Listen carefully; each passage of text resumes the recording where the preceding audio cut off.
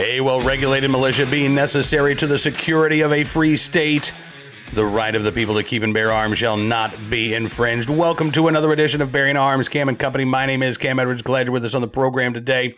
Now, I know that I said on Wednesday's show, I'll be talking with Dr. AWR Hawkins from Breitbart. Unfortunately, a little bit of a scheduling conflict. So we're going to have AWR on Cam and Company one day next week, tentatively next Tuesday, but stay tuned for that.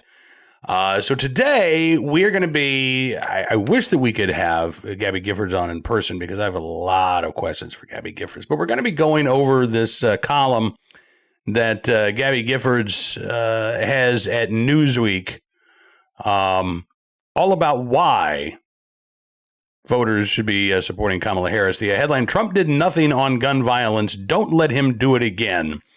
This is Giffords. I won't say it's their last push to influence the election. I mean, they're spending millions of dollars promoting Kamala Harris and other anti-gun candidates all across the country. And that's going to continue right up through Election Day. In fact, we had a story at Bearing Arms yesterday about a new ad that Giffords has dropped in, I believe it's Michigan and Nevada, called Responsibility, in which one of their, Giffords Gun Owners for Safety, a Democrat who ran for the Texas State Senate 6 years ago, lost his race, by the way, by 15 points, called for national licensing of gun owners, wanted to ban so-called assault weapons, although he did say he didn't support confiscation. He said, I just didn't make a lot of sense. But all kinds of restrictive laws, none of which he talked about in that campaign ad.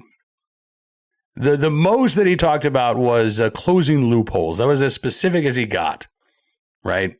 And this is part of a trend.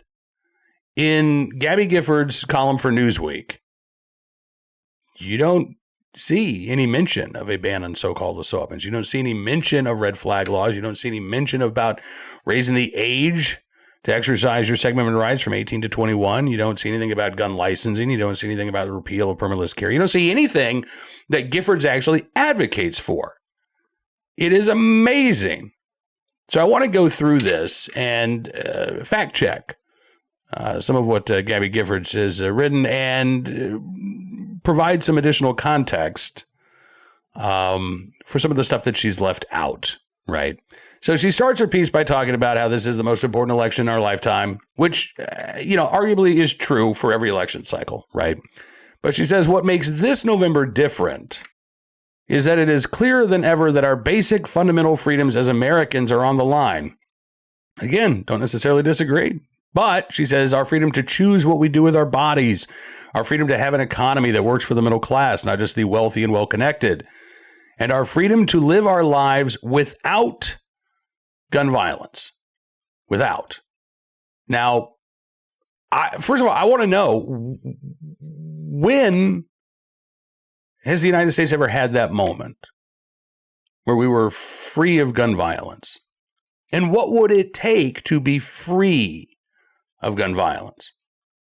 Because that doesn't suggest a decline in violent crime, right? That suggests no violent crime, at least no violent crime where a gun is involved. I mean, that's a pretty tall order. So what would it take? No, Gabby Giffords doesn't say. She does say that gun violence is not some faraway problem that you hear about but won't experience yourself. It's infiltrated every corner of this country, she writes, spreading like a virus.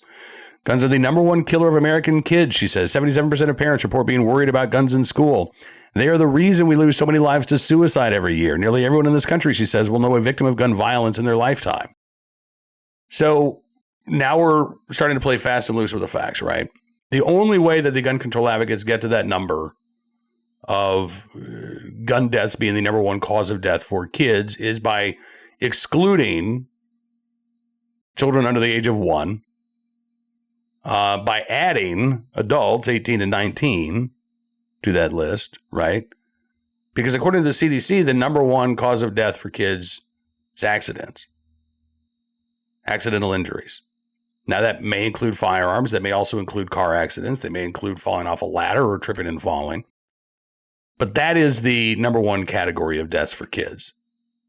Now, we can also reduce those numbers without restricting anybody's fundamental civil liberties. not just our right to keep and bear arms, but again, our freedom. We don't have a constitutionally protected right to drive, but I think it's assumed that we have a right, or at least the freedom, to travel from place to place behind the wheel of a car, right? We can reduce drug overdose deaths. And frankly, we've already criminalized all of the drugs that are the leading cause of death for, 100,000 plus Americans every year. Far higher, by the way, than the number of gun-related deaths, including suicides, accidents, and homicides. We can bring those numbers down without restricting anybody's fundamental civil liberties. But that's not Giffords' agenda. That's not what they're trying to do. They're trying to use those deaths, again, to go after our right to keep and bear arms. Giffords writes, yes, we've made a lot of progress in recent years. The Biden-Harris administration has done more for gun safety than any administration in history, helping pass the first major gun reform in 30 years, establishing a whole-of-government approach to the crisis, and ensuring that nearly all gun sellers are required to run background checks on purchasers. Now gun crime is falling in cities across the country. As a reminder, she writes, it skyrocketed during the Trump administration. All right, so let's talk about that for a second. The Biden administration has done more for gun safety than any other administration in history. Now, even if you want to conflate gun safety with gun control, which are two very different things, as Giffords does here, I would argue that maybe the Johnson administration passing the Gun Control Act of 1968 probably did more for gun control groups than what the Biden administration does or has done. Now, what the Biden-Harris administration has done, as Gabby Giffords says, is they've adopted this sort of whole-of-government approach, right? So when Congress won't pass the gun control laws that groups like Giffords, Everytown, and Brady want, the Biden-Harris administration has been more than happy to bend over backwards and to use the executive branch to try to create new gun control laws under the guise of executive actions, right? We've seen this with the ATF rules on unfinished frames and receivers, on pistol stabilizing braces, on binary triggers, and yes, on who is engaged in the business of selling a firearm. When Gabby Giffords writes that the Biden-Harris administration has ensured that nearly all gun sellers are required to run background checks on purchases, what she leaves out is the fact that under federal law, yes, even under the Bipartisan Safer Communities Act, which was passed a couple of years ago, in order to be seen as a gun dealer, you are supposed to repetitively engage in sales. But according to the ATF's new rule about who is engaged in the business of selling firearms, you don't even have to complete a single sale for the ATF to consider you an unlicensed gun seller. Simply offering a firearm for sale for any amount of profit, even as little as a penny, could turn you into an unlicensed gun dealer. And if you don't put that potential buyer, that hypothetical buyer, through a background check, well, you could be facing federal charges, prison time. Now, how the ATF would prove that somebody who hasn't even completed a sale is in fact an unlicensed gun dealer is beyond me, but that is the language that the ATF is using. That is the language that the Department of Justice is defending in court. This isn't about going after straw buyers. This isn't about going after firearms traffickers. We can do that again without putting any new laws on the books. This is about trying to impose universal background checks, not through a vote by Congress, but again, through executive fiat. Giffords goes on to say, we're once again at a turning point. We can move forward and save lives with Vice President Kamala Harris and Tim Walz. Actually, hang on. Before I get to that, though, I want to go back because there's something else that I needed to rebut. She talked about the rising crime rates under Donald Trump. For most of Trump's first term in office, violent crime rates actually fell. It wasn't until the pandemic in 2020 that we did see this spike in violent crime and homicides across the country. Now, was Trump to blame for this? No. What we saw in communities from coast to coast was a decision by a lot of big city police chiefs to not arrest individuals for low-level offenses. The courts were closed, and many defendants were released from custody, right? We didn't want large populations in jail because we were worried that the pandemic would spread behind bars. So there was a conscious effort to deplete the number of individuals who were incarcerated or who were being held in custody until their trial. Then, in the middle of 2020, you had the death of George Floyd. You had the riots that ensued afterwards. You had the rise of the defund the police movement, right? Law enforcement budgets were cut. Uniformed officers in many big cities said, forget this, man. I'm going to go work in the suburbs. I'm going out to the county. I'm not staying here. There were all kinds of policies that were put in place, like the Safety Act in Illinois, the Raise the Age law in New York, or Raise the Age law in Baltimore, in Maryland, that went easy on violent criminals. And we've seen this explosion in serious juvenile crimes. We've talked about it here on Bearing Arms time and time again. That's not the result of the Trump administration. That's the result of Democratic policies in blue states. Now, Gifford says that crime is decreasing now, which is an open question, right? We just saw the FBI very quietly revise its crime stats for 2022.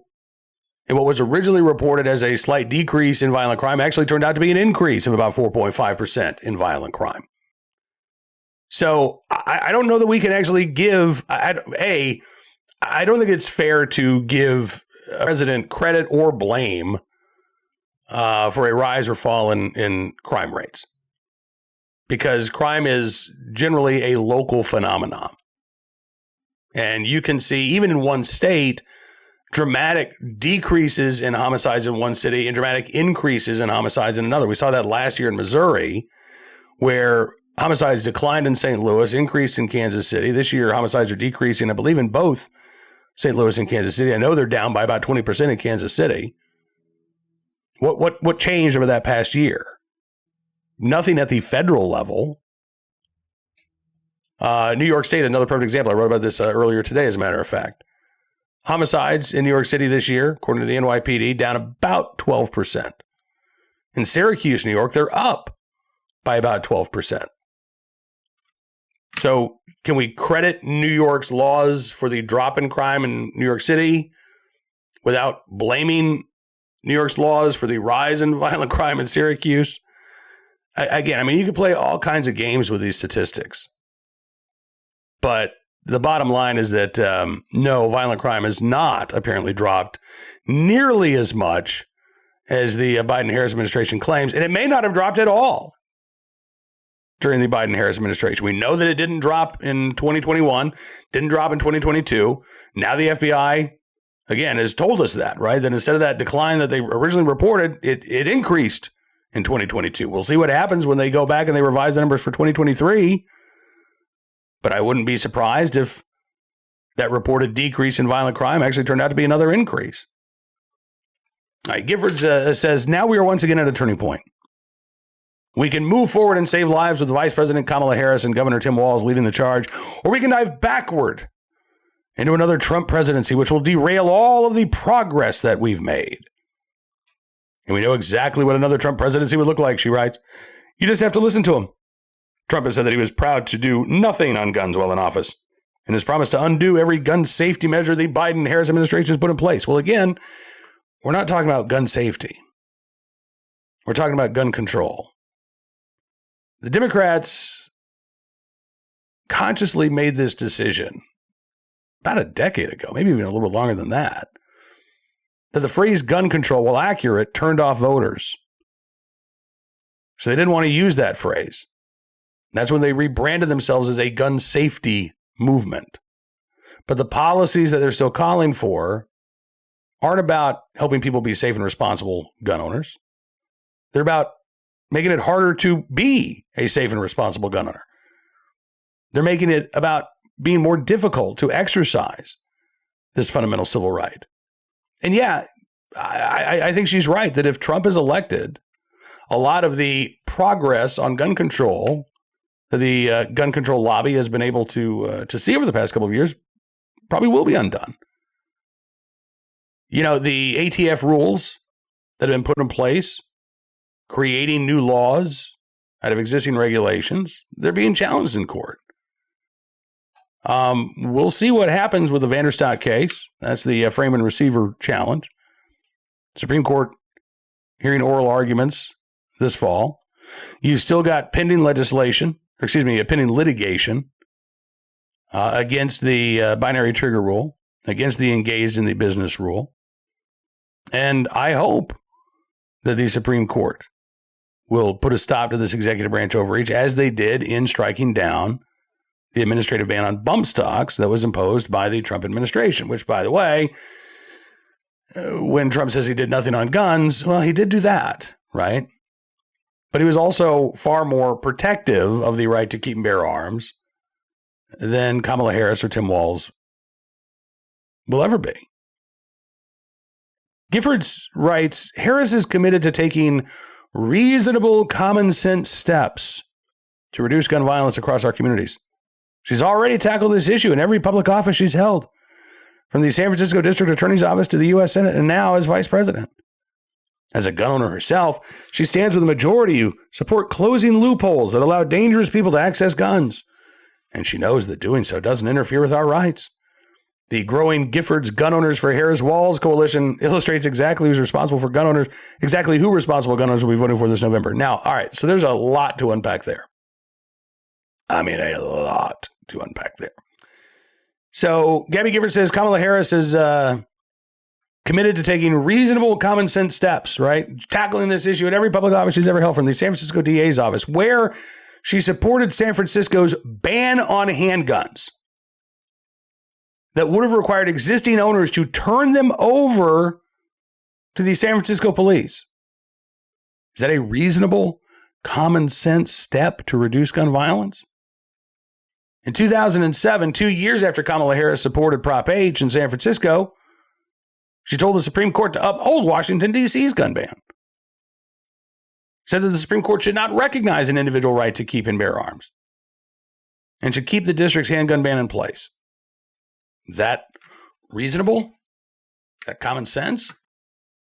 In 2022, Kamala Harris, as the vice president, said that the Supreme Court's decision in Bruin defied common sense and the Constitution. This was the case in which the Supreme Court said, yeah, the right to keep and bear arms not only protects the right to keep, but the right to bear arms.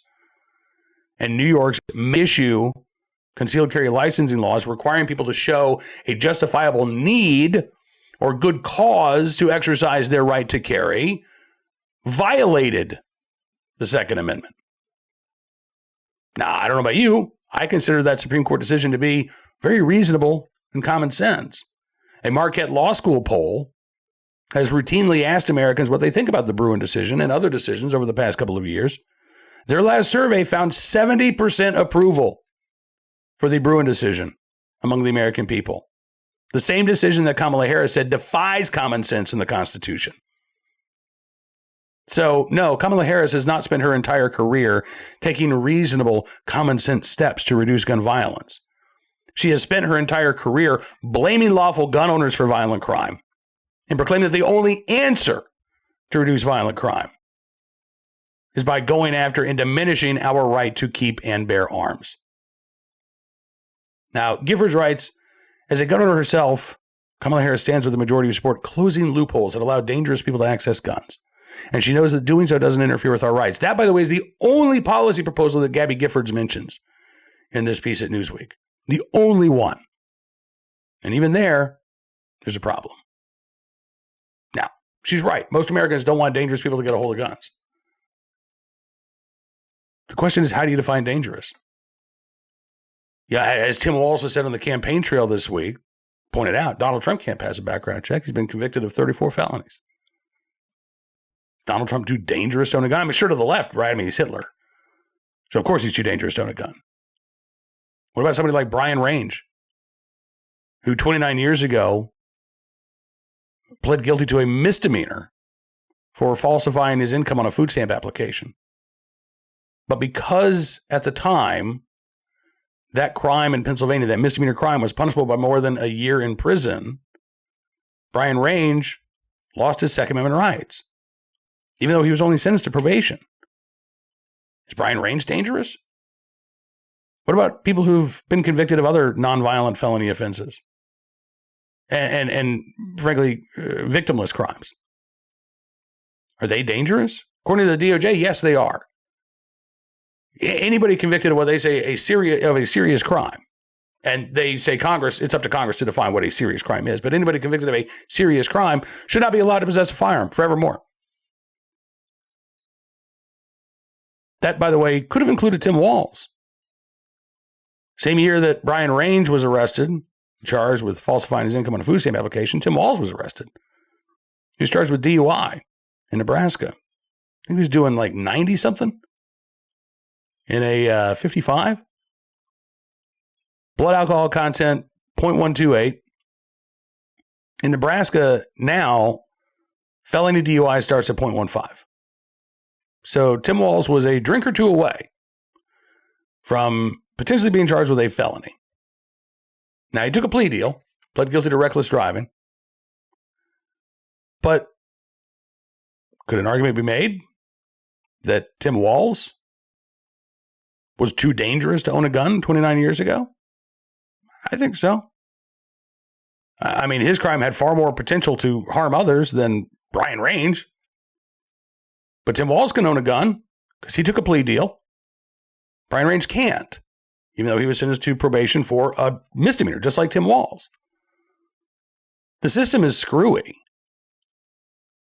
but it's what the gun control advocates want. And again, their goal is to label as many Americans as possible dangerous and unable to exercise their Second Amendment rights.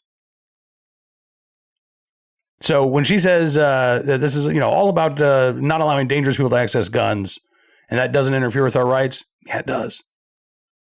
Because when somebody who is not a danger to themselves or others can no longer exercise their Second Amendment rights, guess what? Their rights have been interfered with. But again, as I say, that's the only policy that Gabby Giffords writes about in her Newsweek piece. She doesn't mention a ban on so-called assault weapons. She doesn't mention a ban on so-called large capacity magazines, doesn't mention gun rationing laws, doesn't mention red flag laws, doesn't mention raising the age to purchase, doesn't mention waiting periods, doesn't mention any of the things, or a repeal of permitless carry, or a return to May issue, right? None of the things that Giffords is advocating for actually made it into Gabby Giffords' column, which I find fascinating. You know what else didn't make it into her column? Anything like what she told Time Magazine last April. Here's the headline back then. No more guns. Gone. Why Gabby Giffords isn't giving up. Gabby Giffords' column in Newsweek today about why Americans should vote for Kamala Harris. Again, goes to great lengths to present the Giffords agenda as reasonable, it's common sense. No, we're not going after anybody's Second Amendment rights. We're not going after anybody's guns. Here's what Gabby Giffords told the Time reporter last April. I'm quoting here from Time. As we wrap our interview in her office, I ask how she keeps coming back to a challenge so deeply ingrained in politics. She pauses for 12 pregnant seconds. No more guns, she says. Peter Ambler, her aide and advisor, tries to clarify that she means no more gun violence. But Giffords is clear about what she's saying. No, no, no, she says. Lord, no. She pauses another 32 seconds. Plenty of time to think about what she wants to say. Guns, guns, guns. No more guns. Gone. An aide clarifies. Once again, I have to clarify here. She's talking about Australia, where gun sales were outlawed after a mass shooting and existing weapons were purchased by the government. Giffords nods in the affirmative. It's an idealistic goal for sure, and one perhaps mismatched for the moment in this country, but Giffords has an answer for that. Legislation, legislation, legislation. Reasonable. Common sense. Gun safety. No more guns. Gone. Australia style, gun bans, and confiscation. That's what Gabby Giffords said she wanted last April. So if Gabby Giffords is embracing Kamala Harris, says she'll do the work that Giffords and the gun control groups want her to do. I'm sorry, the gun safety groups want her to do. What does that mean? To me, it sounds like Gabby Giffords and the other gun control activists think that a Kamala Harris presidency would advance that goal of no more guns. Gone. So why isn't Gabby Giffords willing to say that less than 2 weeks before Election Day? I think we know the answer, right? Because most Americans don't see that as reasonable or common sense. They certainly don't see that as protecting our freedoms. They would view that as a violation of our fundamental right to keep and bear arms and a reason to vote against Kamala Harris.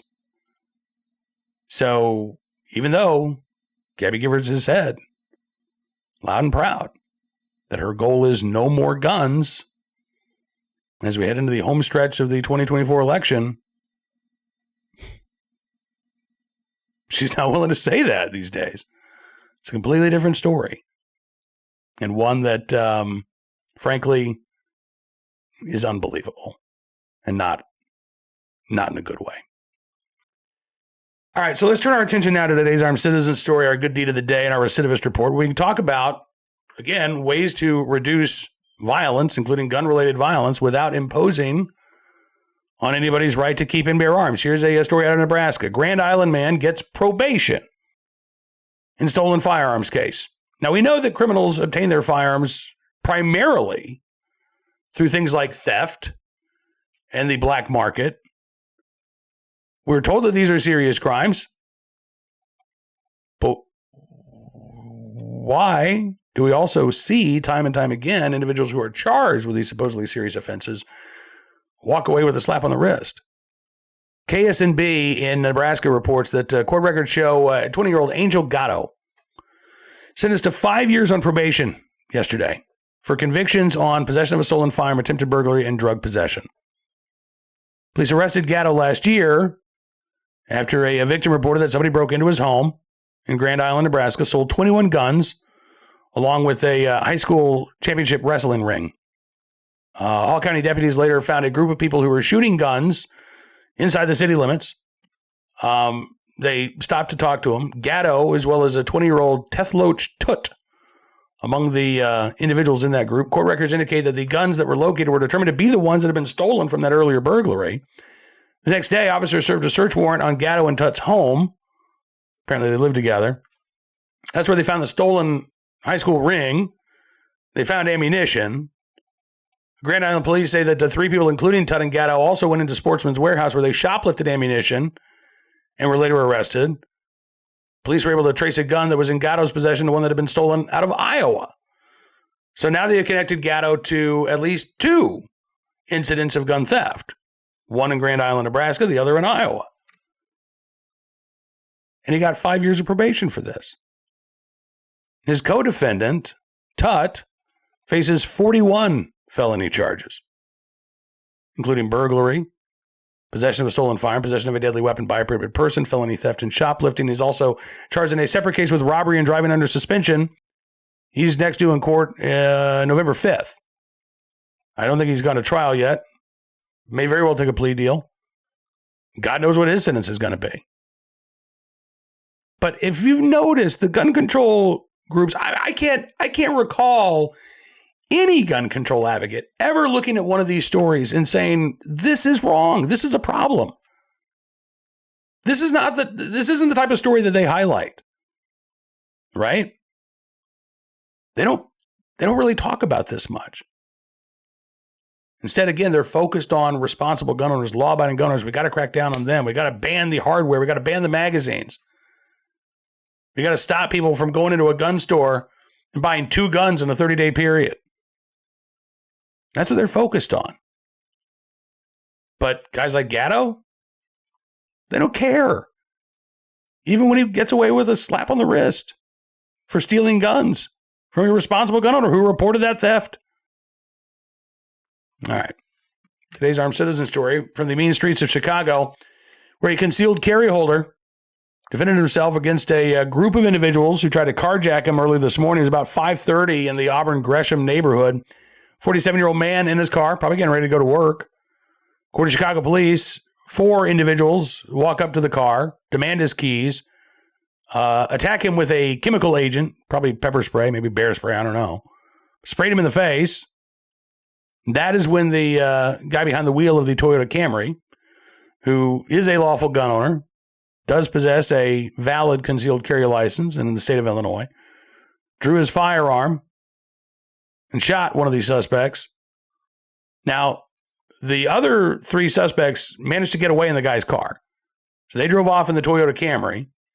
They left behind their buddy, a 16-year-old, who had been shot twice. He was taken to a local hospital. Non-life-threatening injuries. He is expected to survive. The victim, thankfully, uninjured beyond getting sprayed in the face. Not expected to face any charges.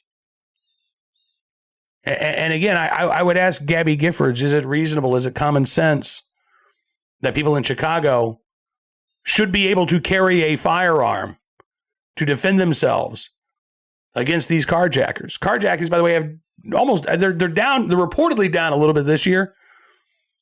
But between 2018 and 2022, I believe it was, carjackings doubled in Chicago. And a lot of these offenses are being committed by juveniles because they know what happens if they get caught. They're quickly put back out on the street. They're told to go back home to their parent or guardian. Maybe they get an ankle monitor put on them, but if they cut the ankle monitor off, nothing really happens. And by the way, Chicago police, as of April of this year, have only made arrests in about 3.3%, not 33%, 3.3% of car thefts and carjackings. So there is an understanding that if you commit these crimes, you're probably going to be able to get away with it. And if you don't have to worry about the consequences, well, this is going to seem way more appealing, isn't it? The criminal justice system in Chicago, and frankly, Illinois, is broken. But thankfully, they have not been able to eradicate our right to keep bear arms, and people still do have the ability to protect and defend themselves, even in Chicago. And by the way, that wasn't the case, a little bit more than 10 years ago. Illinois, the last state in the union to ban the carrying of firearms, which seems pretty unreasonable, right? 7th Circuit Court of Appeals actually said, yeah, this is unreasonable. In fact, it's unconstitutional. And rather than appeal that decision up to the Supreme Court, the gun control lobby convinced Illinois officials to take the loss because they did not want to see the Supreme Court do as they did in Bruin in 2022 and say, yes, the right to bear arms is just as real and significant as the right to keep them in your home. They fought tooth and nail against concealed carry. And the only reason why Illinois has a concealed carry law is because the gun control lobby, well, I thought the only reason, because it would have happened eventually, but the reason why Illinois adopted a shall issue concealed carry law is because the gun control lobby didn't want a case dealing with the right to keep bear arms to get up to the Supreme Court. Because if they did, oh my God, that's going to allow more Americans to exercise their Second Amendment rights. We don't want that. Again, they thought a ban on carrying firearms was reasonable and common sense, even though it clearly would have put this victim at risk. All right, finally today, our good deed of the day, in the right place, at the right time, willing and able to do the right thing. A neighbor in Los Angeles who helped save a young girl from being kidnapped. This was in the Wilmington neighborhood of Los Angeles. Happened, I guess it was earlier this week, Monday afternoon, about 3:15. There's a guy who was walking behind an 11-year-old girl. She was walking home from school. He approached her from behind and then started to grope her. As she tried to break free, a neighbor saw what was going on and yelled out, "Hey, leave her alone." And that was enough to stop the assault. And again, a potential kidnapping. Guy let the girl go, turned around, ran to a nearby car, and drove off. The police haven't made any arrests in this case. They don't know who this guy is. I don't know. There was video footage at the time, but I don't know that they were able to get a license plate.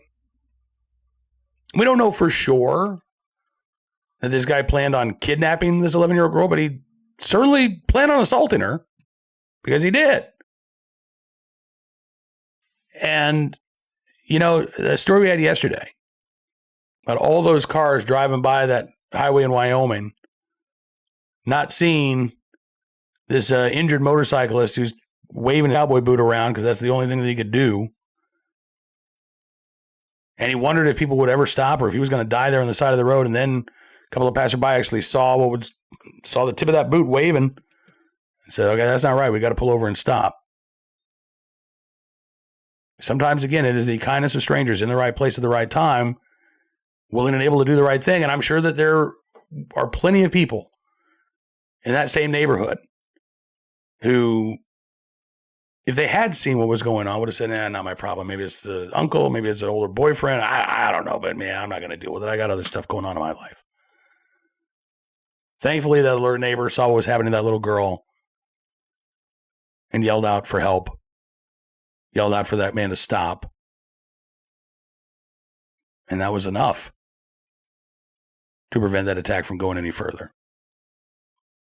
Again, might not always be the case, which is yet another reason why we need to have our right to keep and bear arms secure and intact. And California has a long way to go in that regard. But I'm grateful in this case that a firearm wasn't necessary to stop that assault on the 11-year-old girl. A loud voice was all that was needed to save her from harm. So in the right place at the right time, willing and able to do the right thing. That anonymous neighbor there in Los Angeles, we thank you for your very good deed. All right, that is going to do it for this edition of Bearing Arms Cam & Company. I want to thank you, as always, for being a part of the program. It has been a few days since I have made this pitch. I know you probably get tired of hearing it, but we depend on support from segment and advocates like you to help us keep spreading the word about what's going on with our right to keep and bear arms and the attacks on that fundamental right. So I would encourage you, if you are not already a VIP, VIP Gold, or VIP Platinum member at Town Hall Media, now's a great time to sign up. Use the promo code SAVEAMERICA. You can get a significant savings. You're going to get all kinds of exclusive access to news stories, live chats, Town Hall TV. You're going to get a discount in the merch store. If you become a Town Hall Platinum member, you'll actually have the ability to contact Town Hall writers directly and give your feedback.